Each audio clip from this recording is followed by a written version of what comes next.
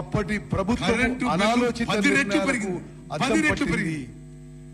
160 టీఎంసీలు ఎత్తిపోస్తే గడిచిన 5 ఏళ్లలో ప్రాణహిత కరెంటు బిల్లు 162 టీఎంసీల నీటిని లిఫ్ట్ అవుతుందని అప్పట్లో అంచనా 51 టీఎంసీల నీటిని కాళేశ్వరం నుంచి నీటిని మళ్ళీ లిఫ్ట్ చేసేందుకు ఏడాదికి ప్రతి 10,000 కోట్ల కరెంటు బిల్ అవుతుంది.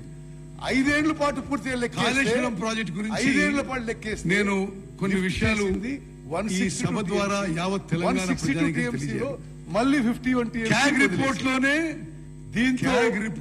ఎత్తిపోతలకు ఖర్చు పెట్టిన నిధులన్నీ 10,000 గోదావరి పాలయ్యాయి. మేడిగడ్డ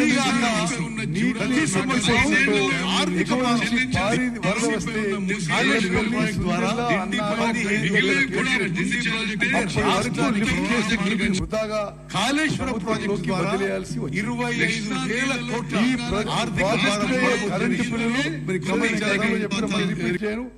కాళేశ్వరం మరి ప్రాజెక్టుగా అయ్యే కరెంటు బిల్లు 10,000 కోట్లు. మరి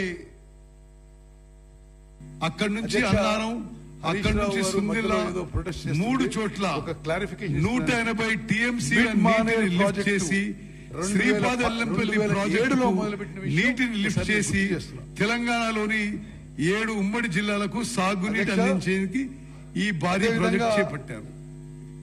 కాలువలు, కాళేశ్వరం కట్టినప్పటి నుంచి జలాశయాలు ప్రాజెక్టు పోలీసు ద్వారా ఉండేది. మొత్తం నిషేధిత ప్రాంతంగానే ఎకరాలకి సాగునీటి అందించాలని 2022 జూలై 14 రికార్డు వేగంతో గోదావరి వరదల్లో అద్భుతమని చెప్పుకున్న ఈ ప్రాజెక్టు తెలంగాణ పాలిట గుదిబండగా మారింది. మోటార్లకు రక్షణగా ప్లానింగ్ తో పాటు ప్రొటెక్షన్ డిజైన్ల లోపంతో ఈ ప్రాజెక్టు